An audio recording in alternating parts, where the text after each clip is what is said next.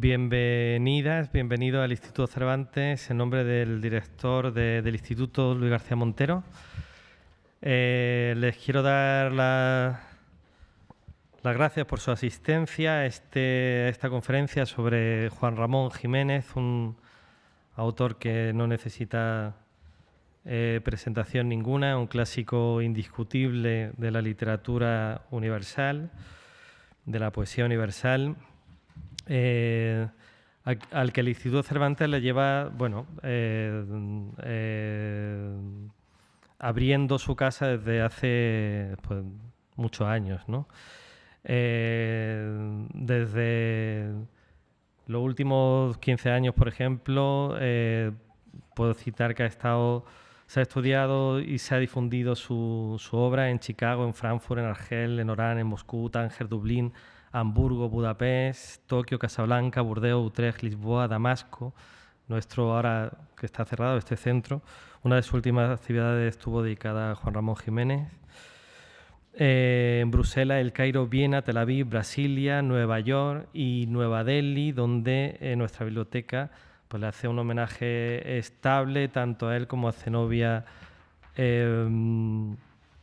Campubrí, que como saben, ambos fueron traductores de la obra de Tagore, por eso se eligió este centro de Nueva Delhi.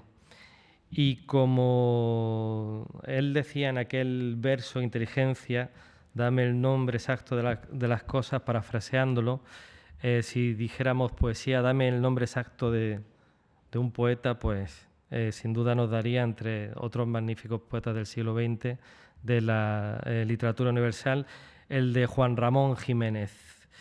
Y quizá porque él consiguió, como decía en un poema de Piedra y Cielo, quisiera que mi libro fuese como es el cielo por la noche, todo verdad presente, sin historia, que es lo que consigue la mejor literatura, la mejor poesía, aunque esa obra, que es todo presente como la suya, hizo historia, como ocurrió con la segunda antología poética, que es el motivo que nos reúne esta tarde, que influyó y sigue influyendo en generaciones de poetas tan relevantes como la de generación del 27 en su momento, o los poetas de los 50 o los poetas de ahora, porque, como digo, Juan Ramón Jiménez escribió una obra para todo presente. No hay que rescatarlo del pasado, sino revivirlo en cada presente. Y para hablar de ello, pues tenemos hoy con nosotros a Soledad González Ródenas, que es una de sus grandes estudiosas, especialistas. Bueno, es la autora, de hecho, de la reciente edición crítica en Espasa Calpe, editorial original también donde se publicó esta segunda antología con J poética. En su reedición de 2017, es la que ha hecho Soledad. Y bueno, es una de las especialistas, ahora lo hablábamos en ese libro maravilloso, que es, se me va a olvidar ahora Platero y yo, pero no se me olvida. Platero y yo, que además es uno de mis libros favoritos, también, que tiene una de las prosas poéticas más increíbles de la literatura en español. Y bueno, Soledad, aparte, pues ha hecho ediciones críticas de otro libro maravilloso, Música de otros, publicado en Galaxia Gutenberg, que son las traducciones que hizo Juan Ramón Jiménez, o esa recopilación de entrevistas que se llama Por obra del instante, que está editado en la Fundación Lara. Pero antes de escucharla a ella, que dará una conferencia, luego habrá un pequeño turno de preguntas, le voy a ceder la palabra a Carmen Hernández Pinzón Morena, que es la sobrina nieto de Juan Ramón Jiménez, una de las responsables, o la responsable de conservar el legado de nuestro poeta. Y bueno, es fundamental la obra de la difusión de Juan Ramón Jiménez para hacerlo eterno. Ella misma, en una entrevista que oía esta tarde, lo definía muy bien. definía muy bien la poesía de Juan Ramón Jiménez como ese buscador de un sentimiento de eternidad, ¿no? Que es lo que buscaba en su poesía y en Moguer, donde sigue estando su casa. Carmen, por favor.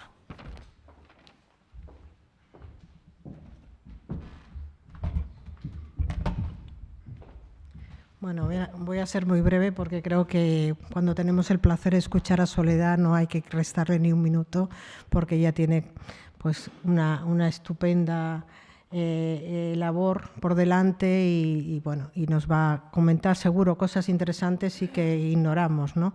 Agradezco a Ernesto Pérez Zúñiga la presentación que ha hecho. De ella sobre todo, ya habla su obra, a todos los amigos que habéis venido. Yo vengo en representación, en realidad tenía que haber estado aquí Antonio Ramírez Almansa, el director de la Fundación Juan Ramón Jiménez, puesto que esto es una actividad que ha patrocinado él. De todas maneras tenemos a Eloy Navarro, que también forma parte de ese consorcio, que es el director de la Cátedra Juan Ramón Jiménez de la Universidad de Huelva, y que tenemos la suerte que nos acompaña. Antonio me pide que lo disculpéis, pero unos problemas de salud de última hora pues le han impedido acompañarnos. Bueno, yo creo que Ernesto ha definido un poco muy rápidamente, porque la obra de Soledad lleva estudiando la obra de Juan Ramón prácticamente desde que echó los dientes, desde sus inicios. Era la alumna predilecta de Ángel Crespo y Pilar Comas Vedate, y ahí empezó ella a amar y a estudiar a fondo la obra de Juan Ramón. De eso ya han pasado muchísimos años, y su labor, no solamente las ediciones que ha realizado, como él ha contado, las ha citado, cito otra importantísima, por el valor que ha tenido en la literatura, que es Guerra en España, una segunda edición aumentada y revisada por ella, y de la primera que hizo Ángel Crespo. Y bueno, tenemos la suerte de contar de una persona que ha sido recientemente galardonada por su labor en el legado de Juan Ramón con el Perejil de Plata de la Fundación Juan Ramón Jiménez, porque no solamente ha hecho actividad, sino que está continuamente ayudando a las exposiciones que se hacen permanentemente en la Fundación, colaborando estrechamente con la Cátedra Juan Ramón Jiménez, y que espero algún día pueda formar parte de ella, porque su labor es impecable. Y bueno, hoy día yo creo que yo la considero una de las mayores conocedoras de la obra en verso y prosa de Juan Ramón y de su vida, ¿no? Y su labor es continua y permanente, y siempre está ahí al frente, tirando del timón, que es muy difícil, porque Juan Ramón ya sabéis que es un poeta de minorías, no es un poeta de mayorías, y la verdad que nosotros necesitamos estas personas que nos apoyan, que hay muchas aquí que nos apoyan, que están aquí delante, y bueno, aquí está en la primera fila la plana mayor de todos estos que nos apoya: María Jesús, Chari, Tibisay, José Antonio, Joaquín Martín, todas las personas que nos ayudan a tirar, porque nosotros no podríamos hacer nada con esa inmensa obra que nos dejó el poeta, y que nos es difícil poder sacar adelante si no es con la ayuda, con la preparación y con el estudio a fondo que hacen estas personas. Yo sobre todo luego destacaría en Soledad, siempre lo destaco, porque es de destacar su gran ética, un valor que hoy está como pasado de moda, ¿no? La ética brilla por su ausencia, lamentablemente, porque en nuestra sociedad hay una pérdida de valores muy grande, y ella tiene una ética que yo la comparo mucho con la ética de Juan Ramón, que para mí, y sobre todo, lo que yo resalto siempre a Juan Ramón es su ética, una ética impecable que lo hizo mantenerse siempre puro y firme ante las decisiones importantes de su vida, y sobre todo esa ética enfocada a la entrega total a su obra. Y eso es muy difícil. Y Soledad representa esa ética en esos valores.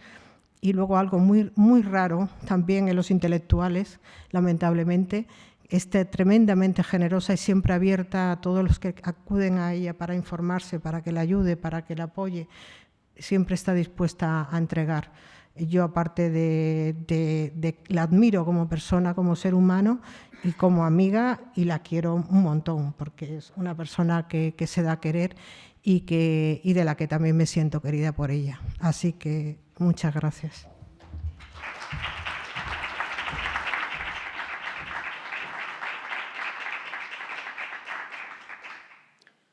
Bueno, buenas tardes.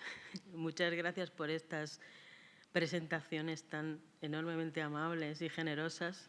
Agradezco muchísimo la invitación que me ha hecho el Instituto Cervantes y también la colaboración de la Fundación Juan Ramón Jiménez, la de la Cátedra Juan Ramón Jiménez, que está aquí su director, Eloy Navarro.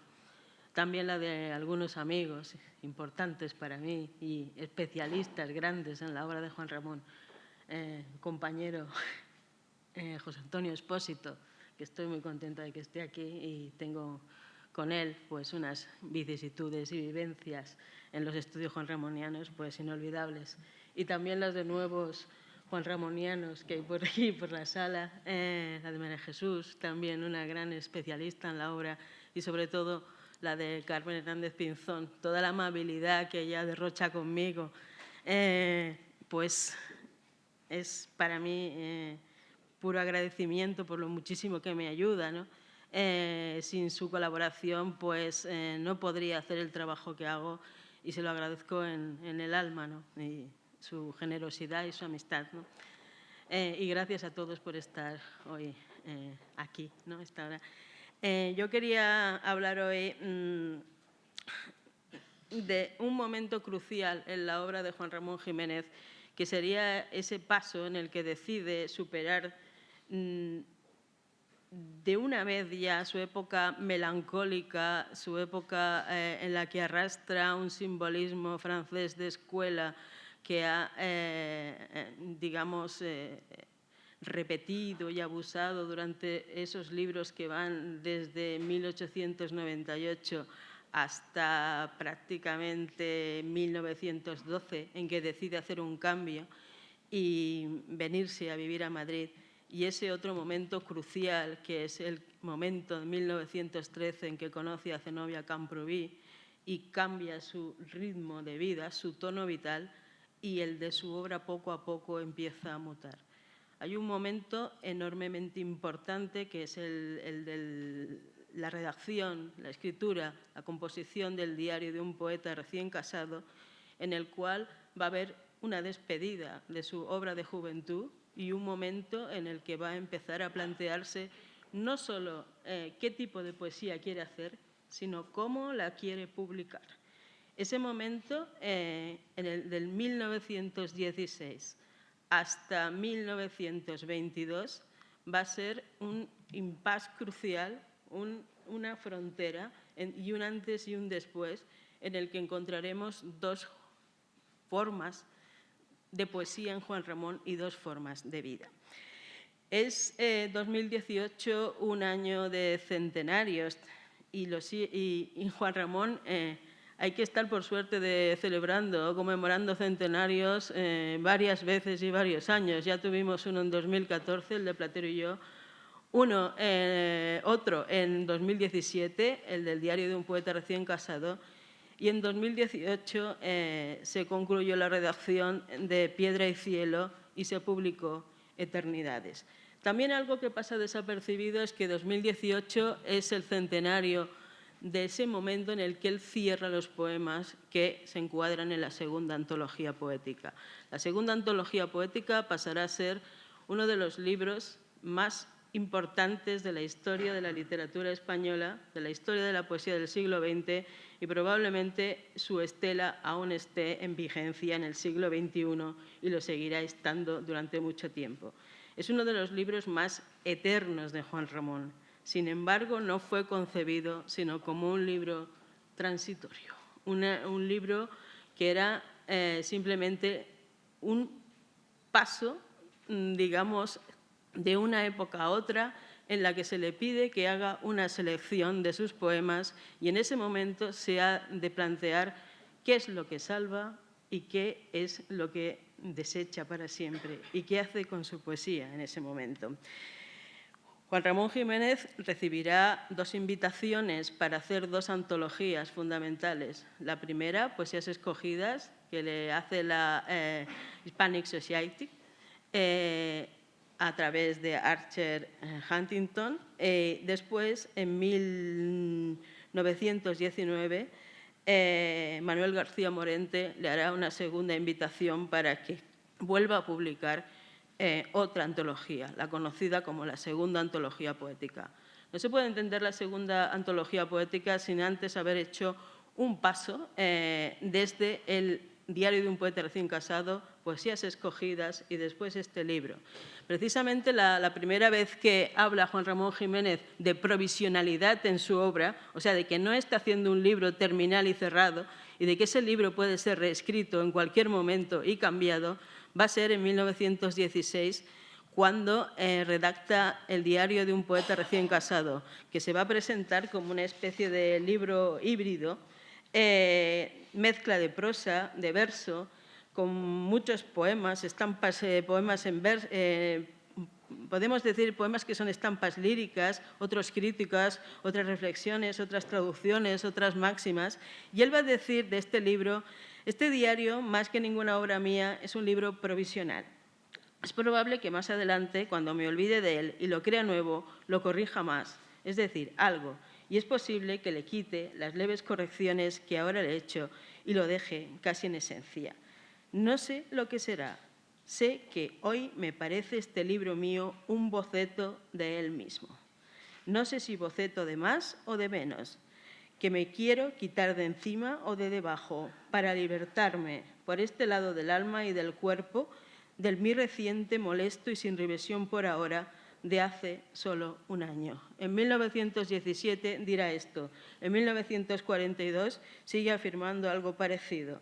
Empecé a escribir unas notas en verso libre que yo consideré provisionales en el primer momento. Dice, comprendí que eran el germen de un nuevo yo poético. Precisamente en ese momento de cambio es cuando va a recibir la primera invitación para hacer una antología poética.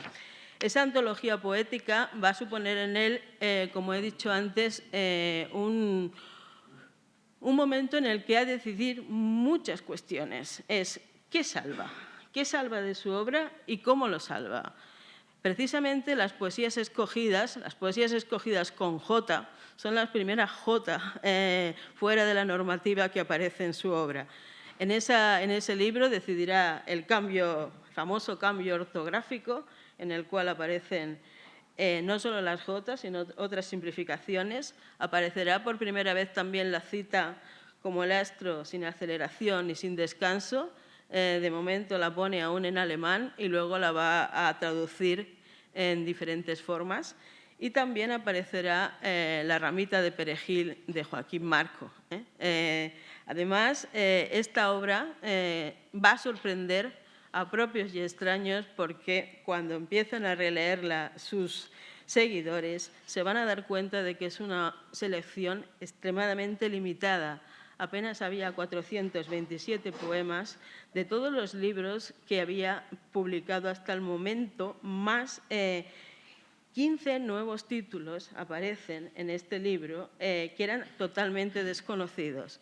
El gran espacio que da a los nuevos títulos va en detrimento de los ya conocidos, con lo cual Juan Ramón inicia una, digamos, partida hacia un destino indefinido, porque los que eran sus seguidores no se sabe hasta qué punto van a estar contentos con esta nueva selección que ha hecho, porque no solo selecciona, sino corrige. Él dice, poda, salva, y algunos de sus críticos dicen, no está seleccionando, está castigando, está destrozando, está rompiendo, está quitándole el aire genuino a sus poemas, simplemente porque los está adaptando a su nueva manera de sentir, a su nueva manera de hacer, a su nueva manera de redactar.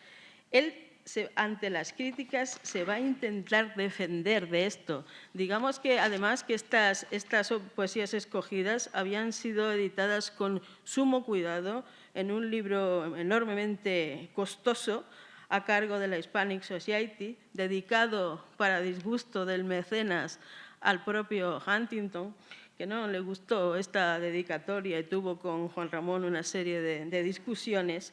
Y ante ese disgusto inicial que va a provocar esta selección, él va a intentar defenderse de alguna manera y va a empezar a hacer un proyecto que está conservado actualmente a caballo entre el Archivo Histórico de Madrid y el Archivo de Puerto Rico, en el que se recogen una serie de textos que titula Lo permanente.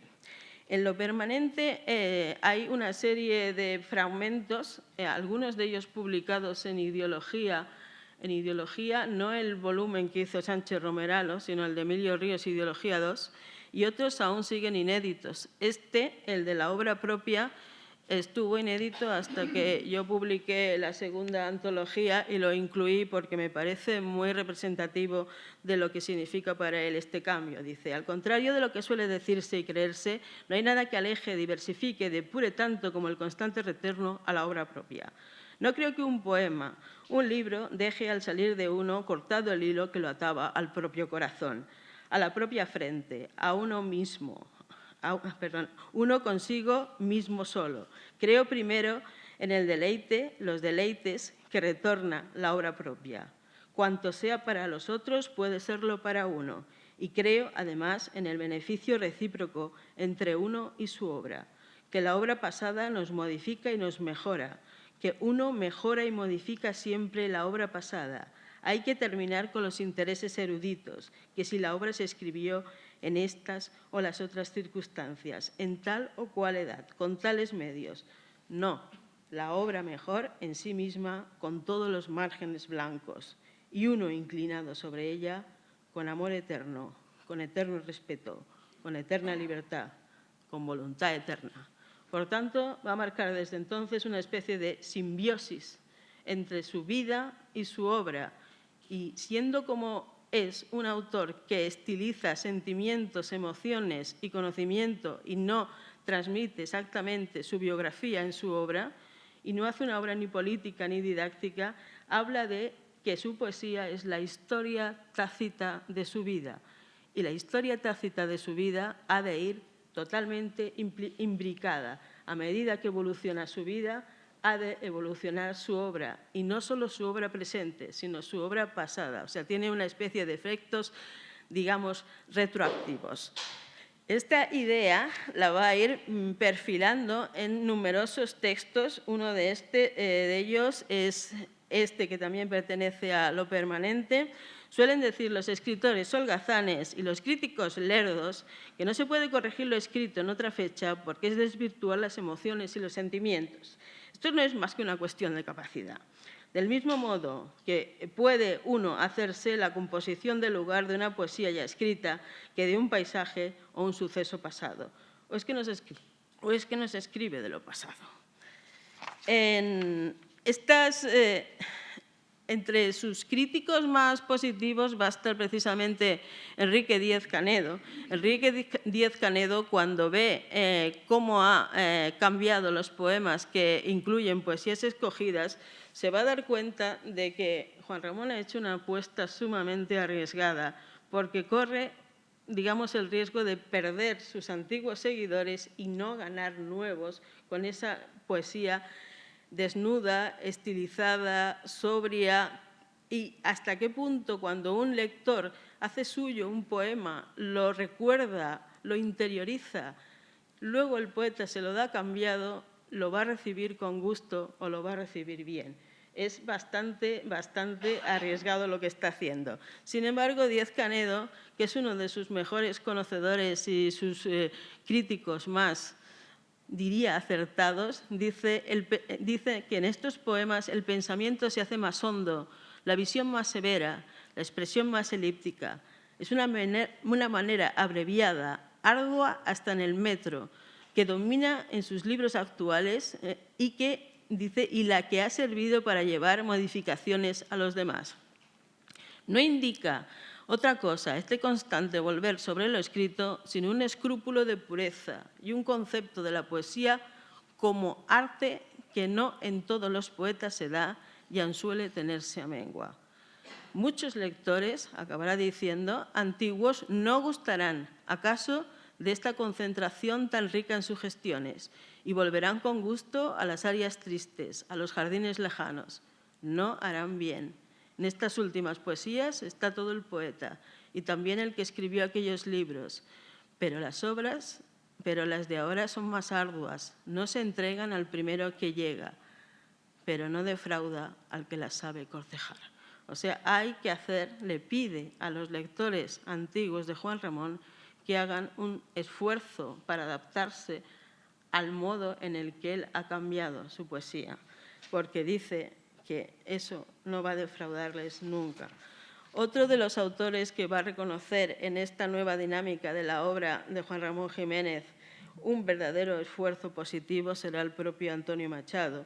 Según comenta Juan Guerrero Ruiz en sus diarios, dice: Juan Ramón es admirable, lo que él hace es heroico. Todos los que trabajamos en poesía sabemos que es mucho más difícil corregir un verso que hacer un poema nuevo. Por eso no volvemos sobre la obra anterior, porque significa un trabajo enorme volver a situarse en el ambiente de una poesía para corregirla y mejorarla, ya que cuando no se ha hecho mejor ha sido porque se ha encontrado una limitación que no se ha podido vencer. Someter una obra como la suya a la depuración que él hace, tan perfecta, es verdaderamente heroico.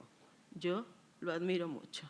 Por tanto, este cambio va a provocar, por un lado, disgustos y, por otro, adhesiones fundamentales, como la de estos autores.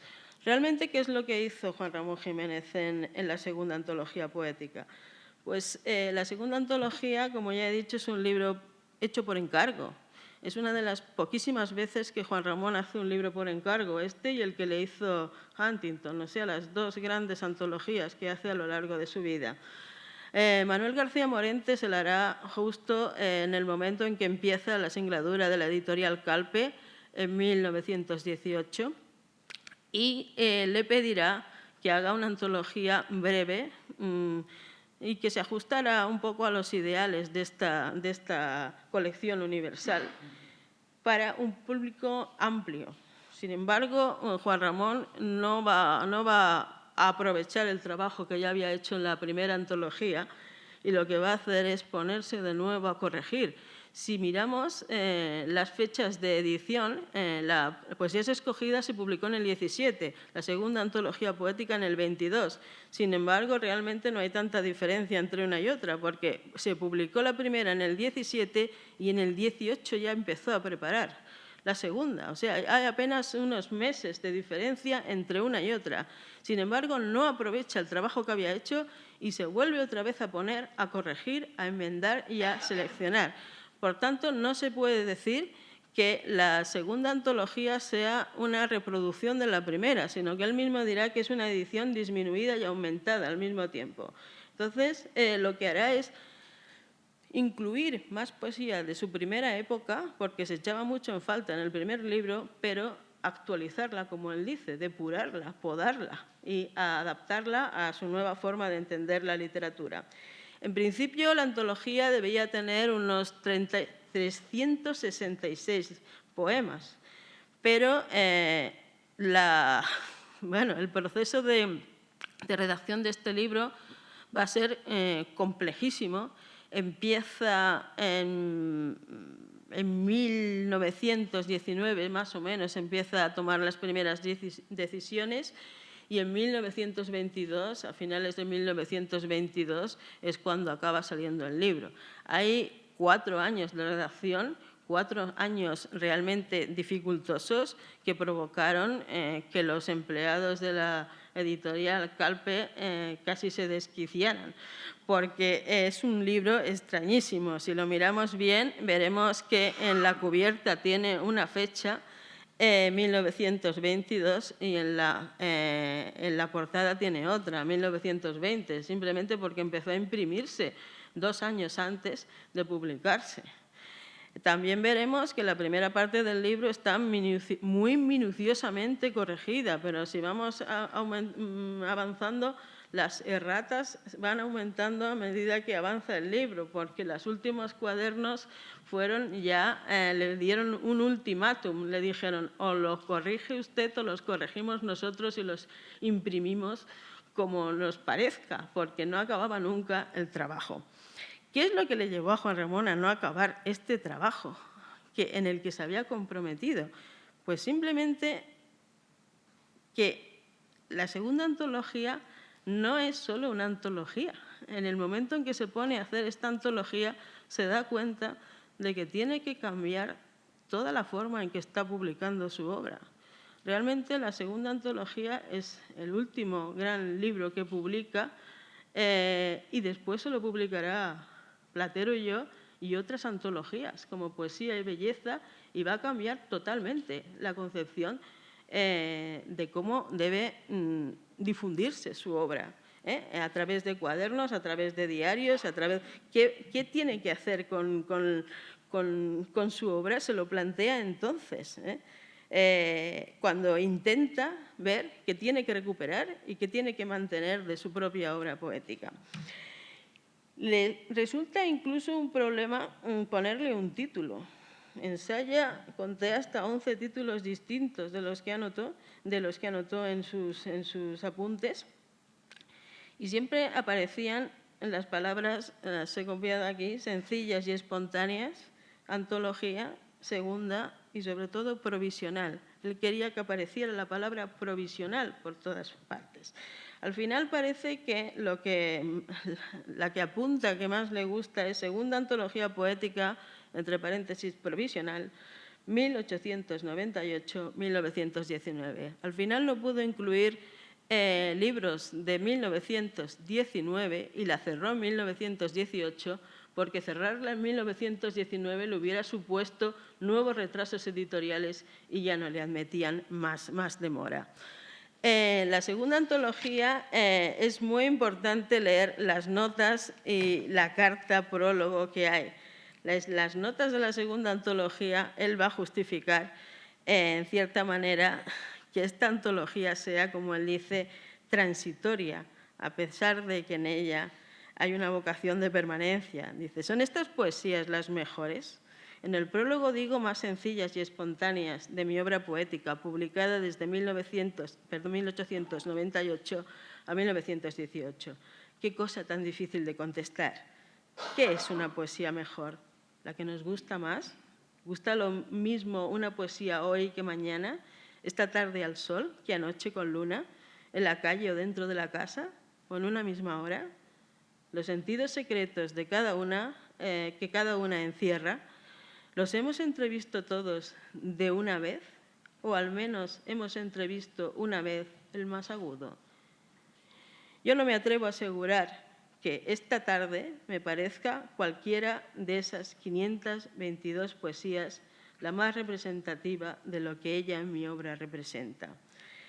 Y continúa diciendo, unas poesías escogidas no pueden tener como escogidas un valor permanente, sino solo el del momento en que fue elegida cada una.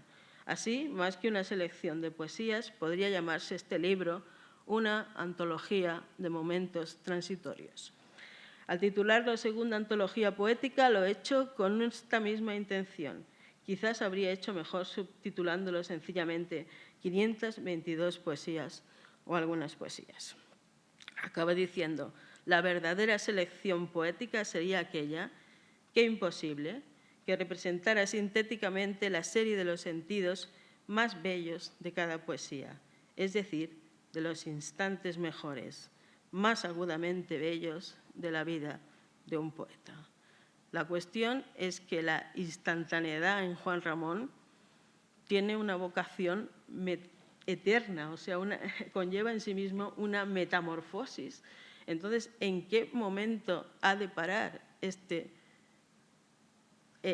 digamos, sincretismo que antologa toda esta poesía, ¿no? Entonces, él dirá algo así como que una antología simplemente es una fotografía de algo que está en movimiento.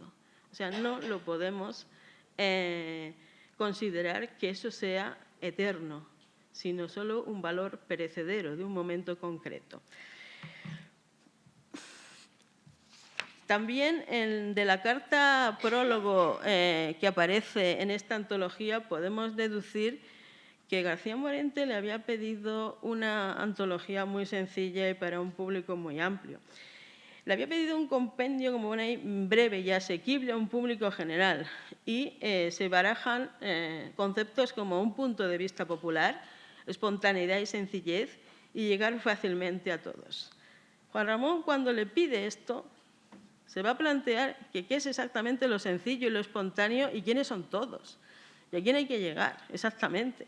¿Qué público va a tener esa antología? Y dirá él Sencillo, entiendo que es lo conseguido con los menos elementos. Espontáneo, lo creado sin esfuerzo. Pero es que lo bello conseguido con los menos elementos solo puede ser fruto de plenitud. Y lo espontáneo de un espíritu cultivado no puede ser más que lo perfecto.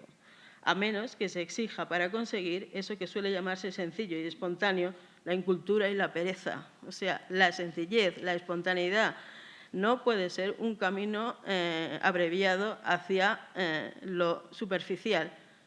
Y realmente se debe distinguir el público de un libro de poemas. Se ha de hacer un libro para un determinado público. Esto es lo que él no va a querer hacer. Y la segunda antología acabará siendo como la primera, un monumento a su propio gusto. Dice, aquí lo que campa es mi gusto, que es lo más importante. Además, acabará diciendo, no creo en ningún caso en un arte para la mayoría, ni importa que la minoría entienda del todo el arte, basta con que se llene de su honda emanación.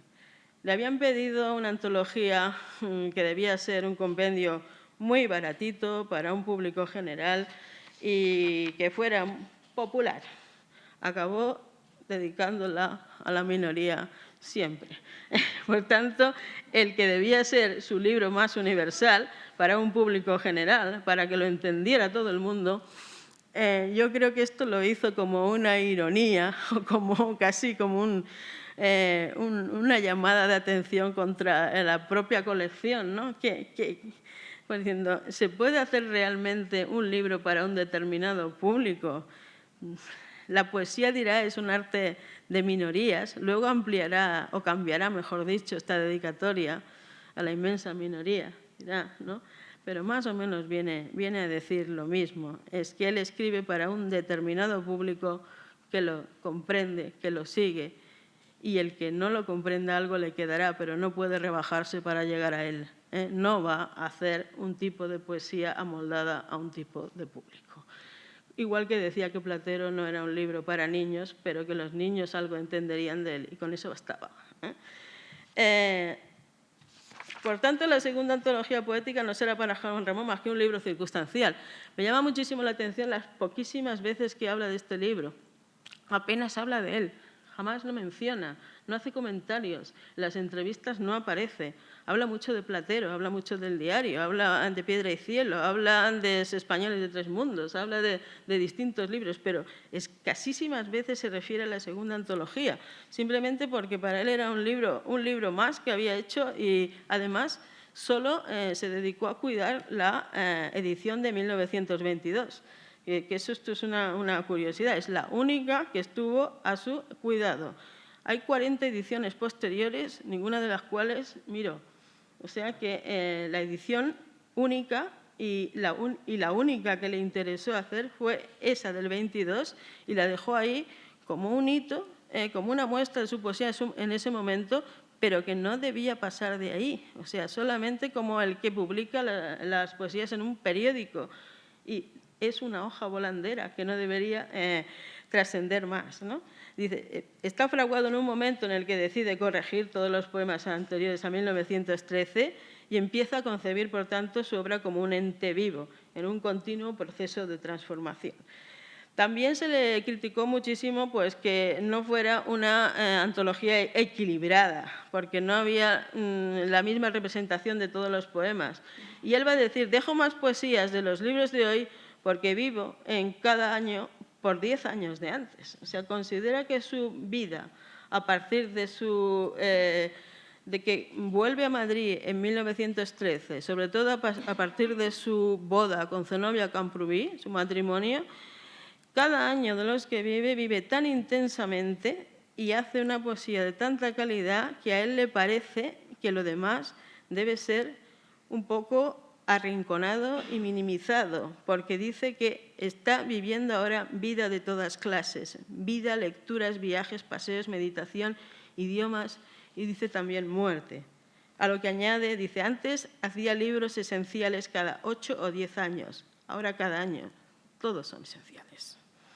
La segunda antología, por tanto, se gesta, como he dicho, en un impasse, ¿no? Entre dos maneras de configurar su obra y por eso tarda tantísimo tiempo en acabar de decidirse. Aquí traigo algunas fotografías bueno, más bien son fotocopias, no se ven muy bien, pero vemos que a pesar de que él consideraba que era un libro transitorio, como si fuera una hoja perecedera, pues se cuidó mucho de que tuviera un buen aspecto.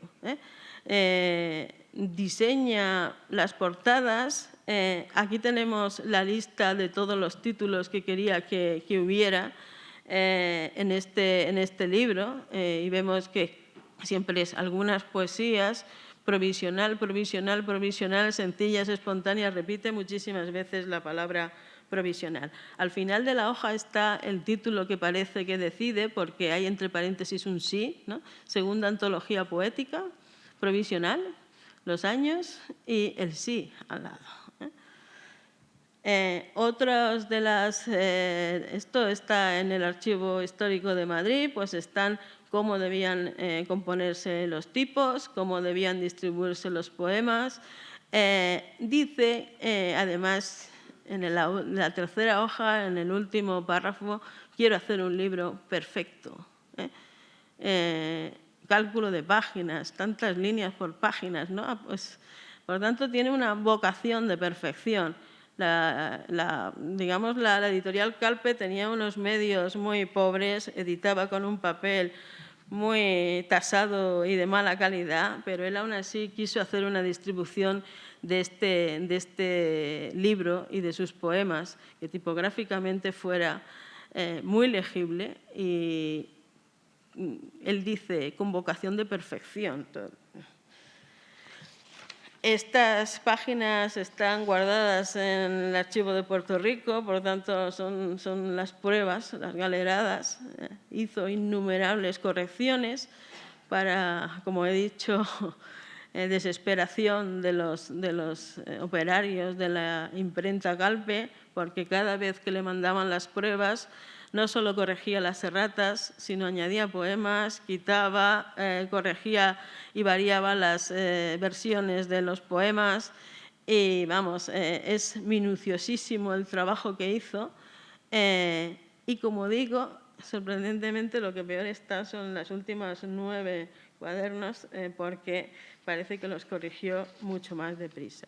Incluso hay algunos datos anecdóticos, como este es la contraportada de la primera edición del 22, y la otra es un anuncio que se incluyó en la edición de 1933.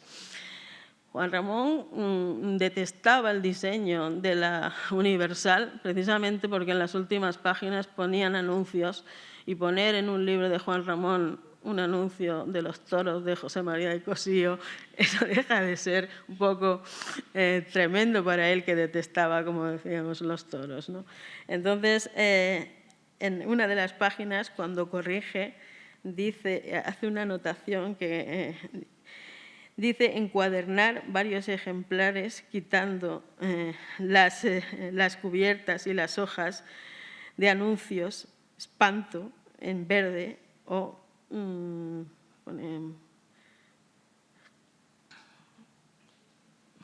pone cuidado y oro, ¿no? Es que no.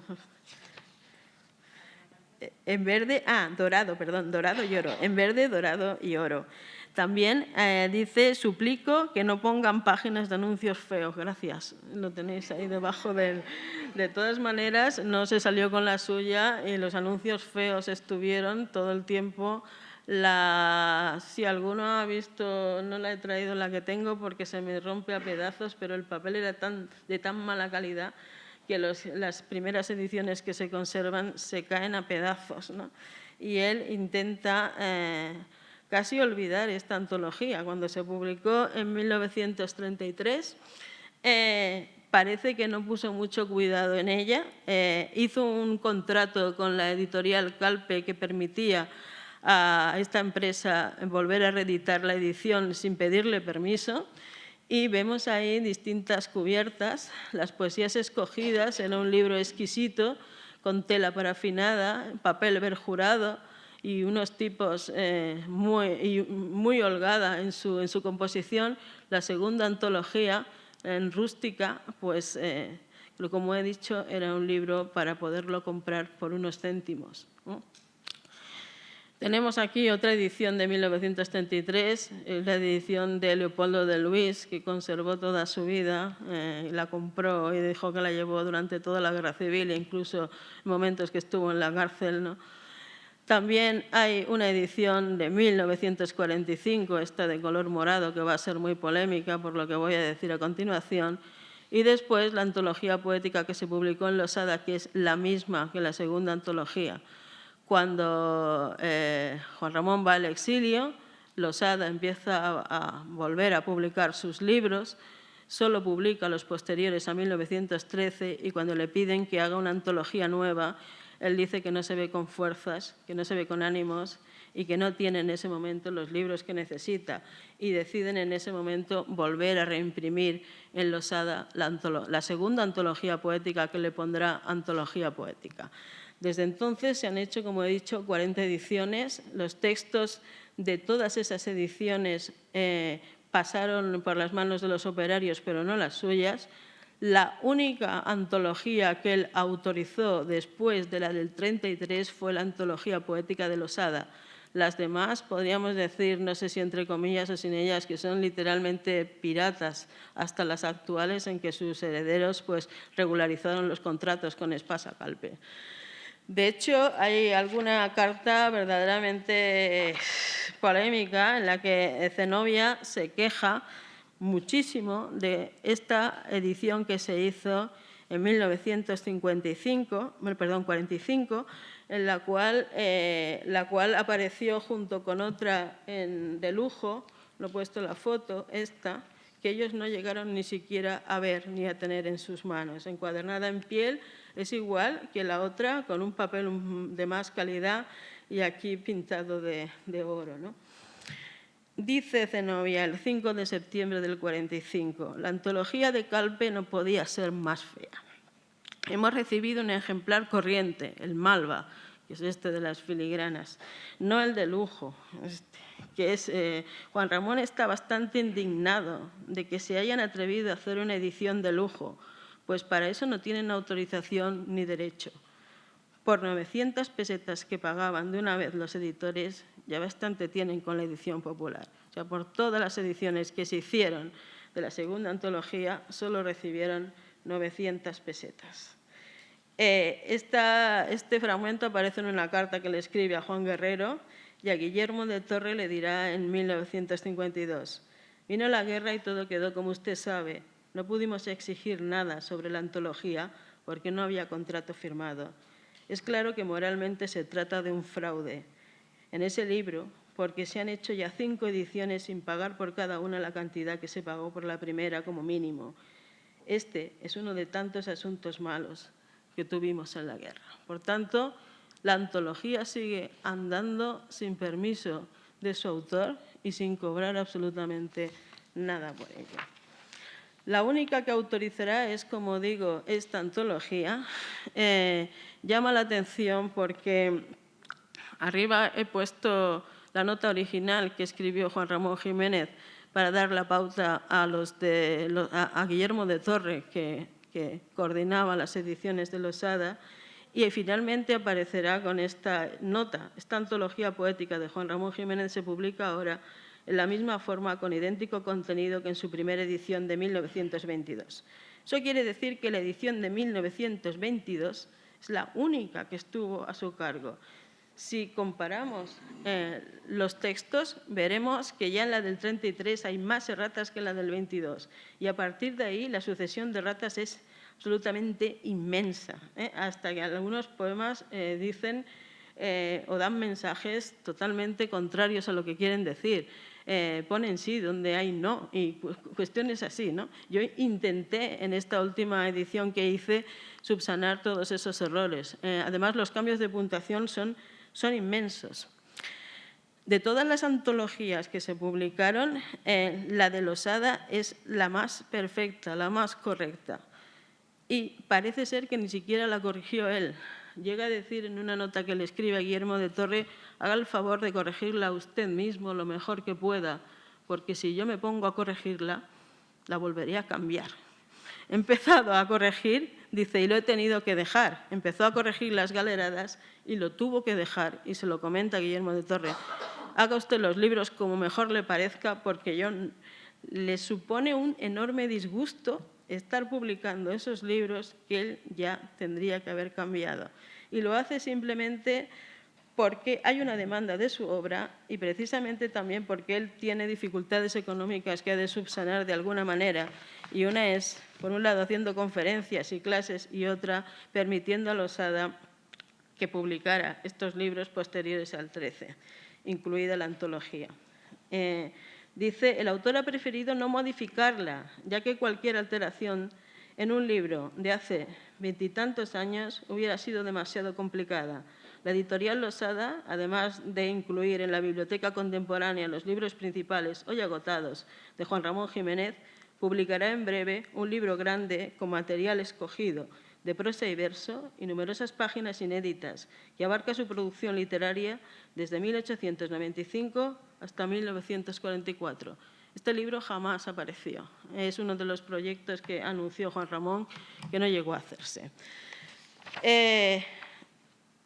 Juan Ramón seguirá hablando de cuál es su propósito en su poesía, en este proyecto inconcluso que es Lo Permanente, y habla de qué poesía es la que quiere transmitir. Y dice, hay aspectos de la vida a los cuales no llega la literatura, no la poesía ni la filosofía, no la escultura ni la música, a los cuales no llega nada, que son aquellos a los cuales yo he de llegar, con una poesía que sea esencia y suma de todo. La cuestión es cómo conseguir la esencia y la suma de todo, que sea diacronía y sincronía al mismo tiempo y que pueda parar ese devenir evolutivo que tiene su obra en todo momento, ¿no? Al final dice, por muy convencidos que estemos de lo fugaz del mundo, demos a cada cosa, por pequeña que sea, pasión de permanencia.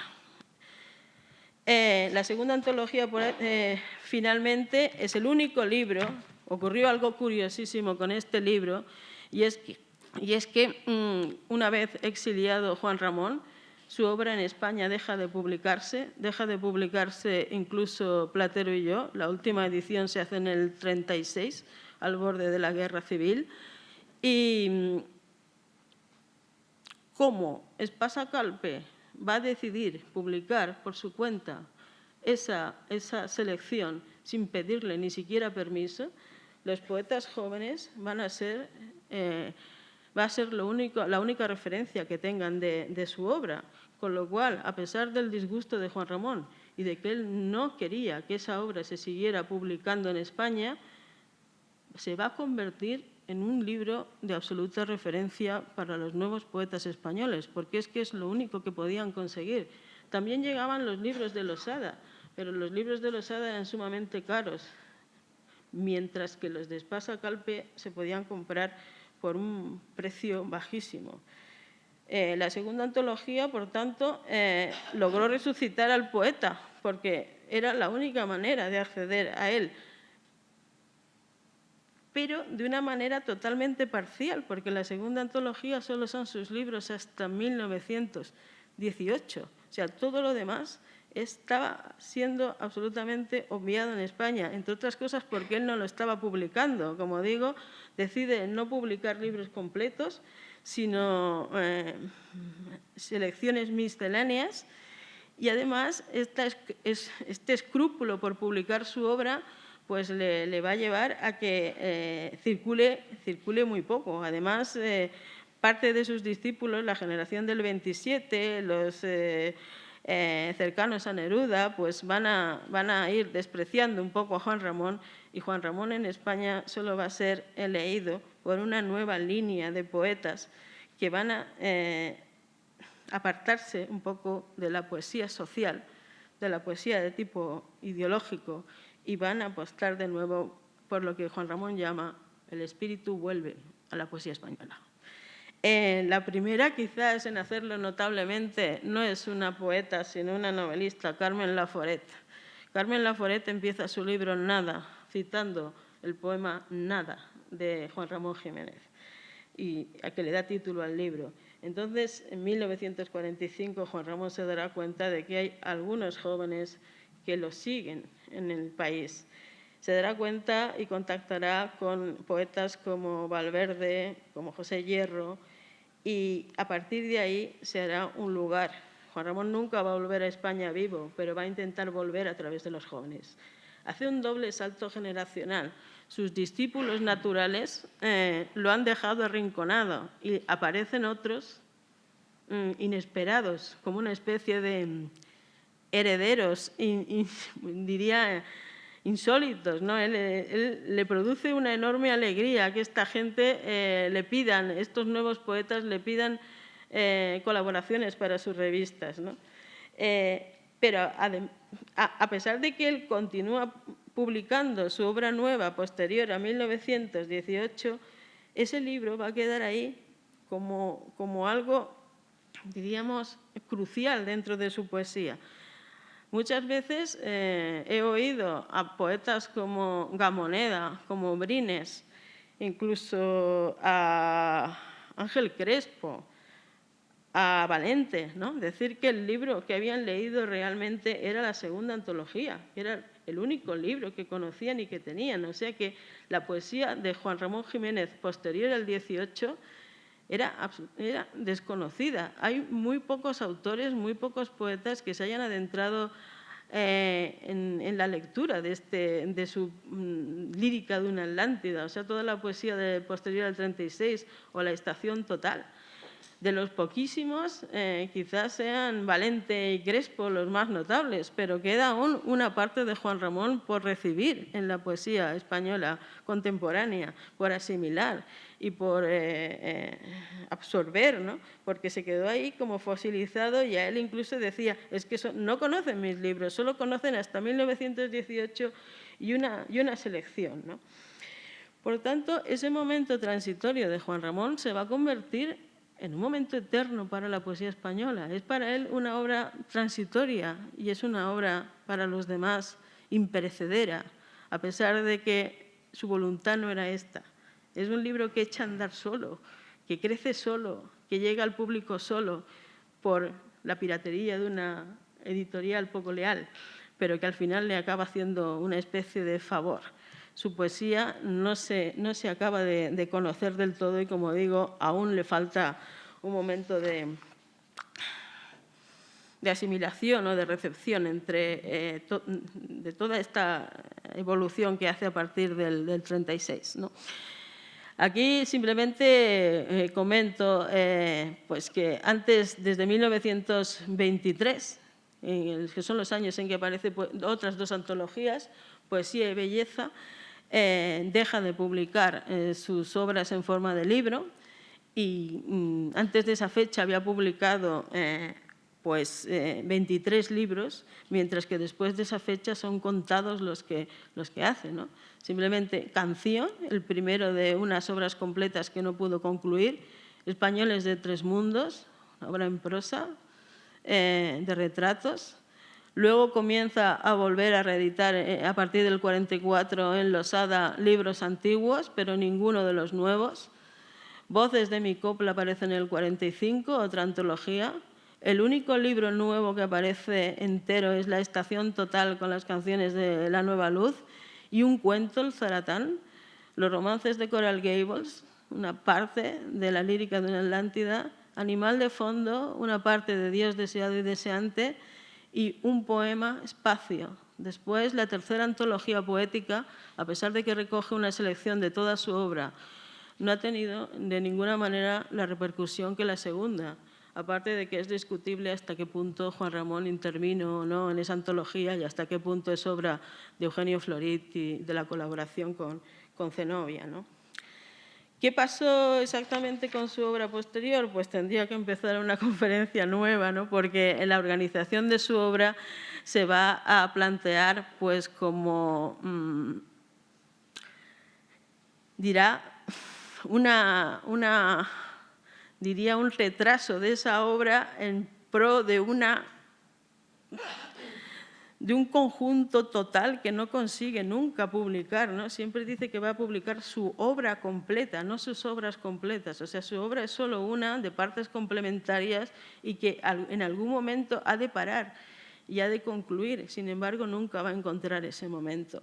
Tiene importantes aforismos como libros, no, obra. Mi mejor obra es mi constante arrepentimiento de mi obra. Los libros al final, o quizás nunca.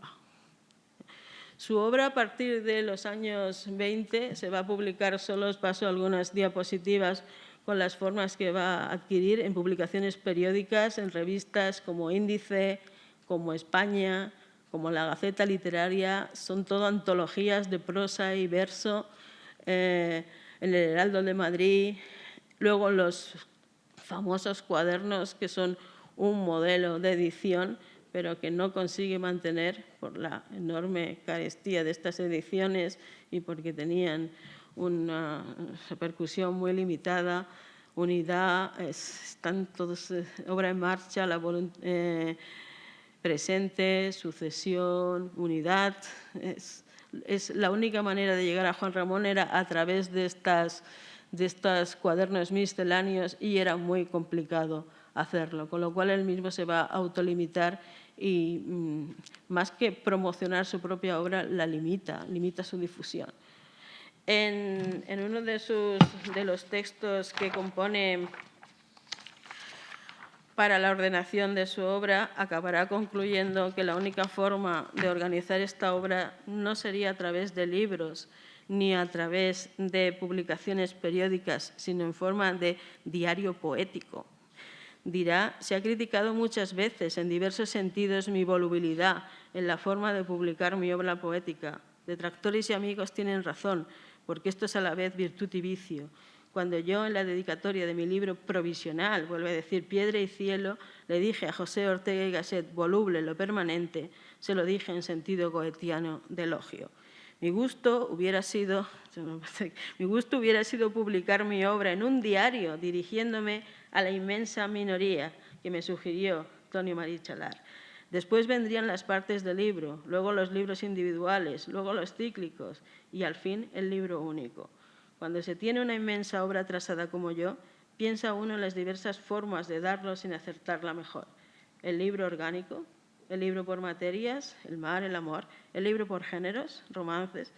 Yo no pretendo establecer normas en este proceso, pero para mí, dados mi obra y mi gusto, el lema es el que ya puse al frente del primer intento de diario poético. Los libros al final, o quizás nunca. Yo tengo mi obra construida junto a mí en mi cuarto de trabajo y trabajo en ella como en una faena, catedral, cada día por un lado, según me tienta. Creo y aspiro a la unidad de ella y a actualidad de presente. Voy a ella cada mañana como el niño a sus juguetes. Durante la noche pienso y escojo, y ya depuro. Los libros, dice al final, se hacen solos. Este es un texto inédito en el cual plantea ya la composición de su obra como una especie de diario. Esto está compuesto en el 33. A partir del 33 va a empezar a publicar otros diarios. Este es el último diario que publica en España, en El Sol, y a partir del exilio también aparecerán estos diarios poéticos que publica en Cuba. Y lo más interesante será que a partir de los años... a partir del exilio empieza a concebir algunos libros como puro diario. Guerra en España, que yo reedité y que continué la edición de Ángel Crespo, en realidad es un libro misceláneo configurado como un extraño diario en el que cabe todo, ¿no? En tiempo, este texto en prosa medio autobiográfico de una manera aleatoria, hay una cita que no debe pasar desapercibida, muy conocida de Heráclito. Dice, una misma cosa son en nosotros lo vivo y lo muerto, lo despierto y lo dormido, lo joven y lo viejo, lo uno y lo movido de su lugar y lo otro su lugar devuelto es lo uno. Va a intentar desde entonces, desde tiempo, aunar en su obra y en sus diarios y en la ordenación de su composición literaria algo curioso y paradójico, que es hacer un diario de vida y muerte. ¿Cómo se hace un diario de vida y muerte? ¿Cómo se puede ordenar la obra en la vida y en la muerte? Para él la muerte es el pasado y a lo que ya no va a volver. Y el diario en sí mismo lo que fija es el día a día. Por tanto, el diario de vida y muerte para él es una representación aleatoria mental de lo que para él es importante de su obra, o sea, ir ordenando su obra a medida que él la va valorando en ese momento, hacia atrás y hacia adelante.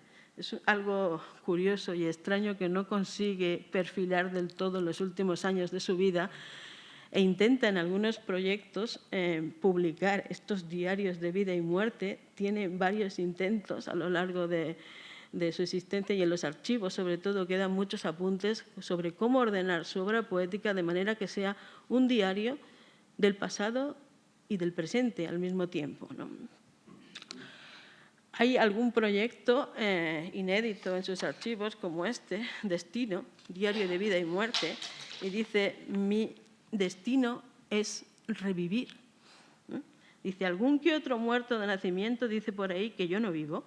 Pues es verdad, yo nunca vivo, revivo siempre volviendo a mi fuente y estoy reviviendo desde que nací. Mis días se van río abajo, salidos de mí hacia la mar, como las ondas iguales y distintas siempre de la corriente de mi vida. Sangre y sueño son remansos, lo mismo que bolsas de venas, pero yo río en conciencia de río, río arriba, sé que siempre me estoy volviendo hacia mi fuente. Por tanto, su obra dice que es un río, pero un río que vuelve hacia atrás y que fluye hacia adelante. El diario de vida y muerte plantea esta paradoja y esta dificultad que al final concluye de alguna manera en la parte esta que he subrayado. Dice: al fin y al cabo, no, dice, después de unos 11 años descompuse de nuevo la estrofa de alientos soldados en fragmentos de un alentar solo. Si la supuesta estrofa realizaba la idea, se realizará también en estos fragmentos que además pueden soldarse a lo largo de este libro. Habla despacio. Al fin y al cabo, las piezas esparcidas de un monumento mayor o menor arruinado no suponen igual o mejor la idea de la ruina montada. Y cómo me gusta este nombre propio de las ruinas hermosas. ¿Quién pudiera, como Safo, dejar aquí y allá hermosas ruinas? Por tanto, al final de su vida acaba teniendo la idea de que su obra solo puede permanecer con esa imagen de una hermosa ruina y no otra cosa, porque nunca va a conseguir redondearla del todo ni publicarla como él querría. Podría seguir, me paso ya de tiempo, pero en los últimos años de su vida tiene como una especie de fijación en reunir esta obra como diario. Y el origen de todo esto que aparece al final de su vida es precisamente el diario de un poeta recién casado y esa parte en la cual reúne y controla y corrige toda la obra que hay en la segunda antología poética.